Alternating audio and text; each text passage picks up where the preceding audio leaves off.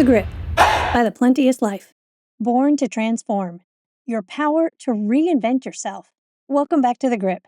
I'm Becky Henderson, founder and principal coach of The Plenteous Life. When you wake up in the morning, how do you know you're you? Who you think you are is made up.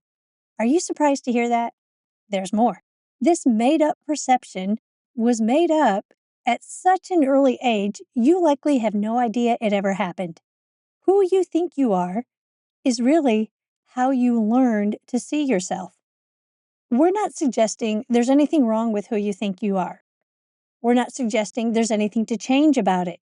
We are presenting an uncommon way of seeing yourself to distinguish between who you learned you are and who you actually are, because it makes a difference in what you're capable of. Consider that they are not the same.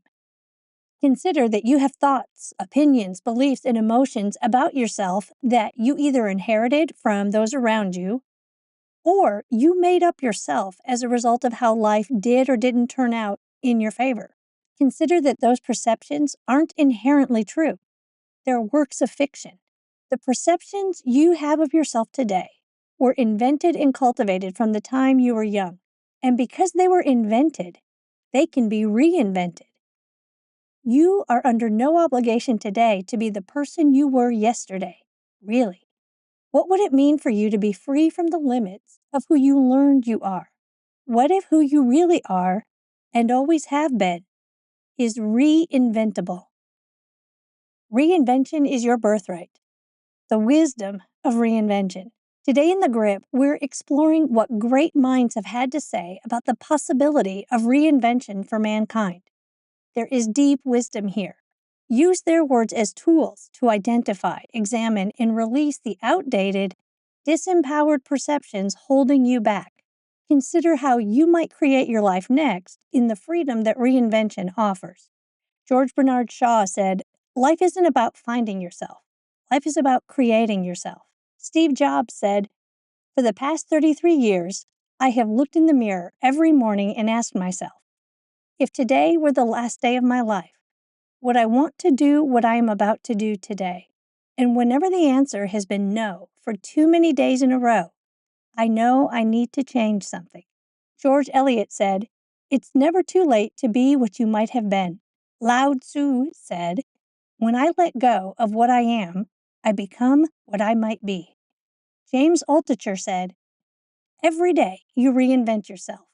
You're always in motion, but you decide every day, forward or backward." Stephen Covey said, "Your power to choose your direction in life allows you to reinvent yourself, to change your future, and to powerfully influence the rest of creation." Marcus Aurelius said, "Think of yourself as dead. You have lived your life. Now, take what's left and live it properly." Ray Smith said, "Never be afraid to fall apart, because it is an opportunity to rebuild yourself the way you wish you had been all along." Guy Finley said, "Nothing in the universe can stop you from letting go and starting over." Curtis Jones said, "Sometimes life requires more of you than you have to give and demands you plunge into the reinvention of yourself if you truly want to live." Michael French said, "Your life can end at any time, and it can end more than once, but it can also begin more than once." Questions for reinvention. You can reinvent any part of your life, just one part, many parts, or reinvent it all. Consider the following questions to gain clarity on what reinvention could mean for you right now. Pick one or two to meditate on this week. In what ways have you learned to see yourself that no longer serve you? How would your life change if you embraced the possibility that your greatest impact and joy are still ahead of you? What dream or goal have you buried because it seemed too late or too hard to pursue? And what would happen if you unearthed it now? What would your life look like if you chose to honor your wildest ambition, no matter how impractical or terrifying it feels? If you were to step into a future where you fully embody your potential, what would you need to let go of today to get there? What's the boldest version of yourself that you can imagine?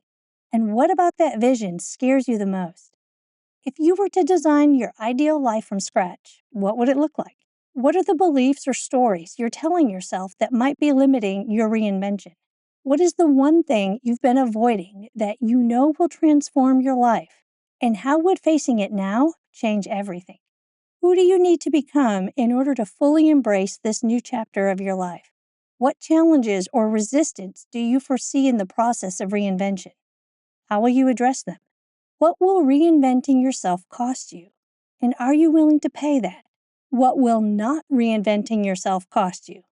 And are you willing to pay that? What area of your life is calling for reinvention?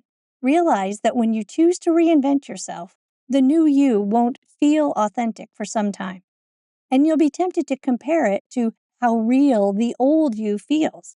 The old you isn't any more real than the reinvented you. It just feels familiar because of how long you've lived in it. With practice, the reinvented you will start to feel authentic as it becomes your new normal. So keep creating. This has been another issue of The Grip. Create something great with it. From all of us at The Plenteous Life, may you prosper in every way.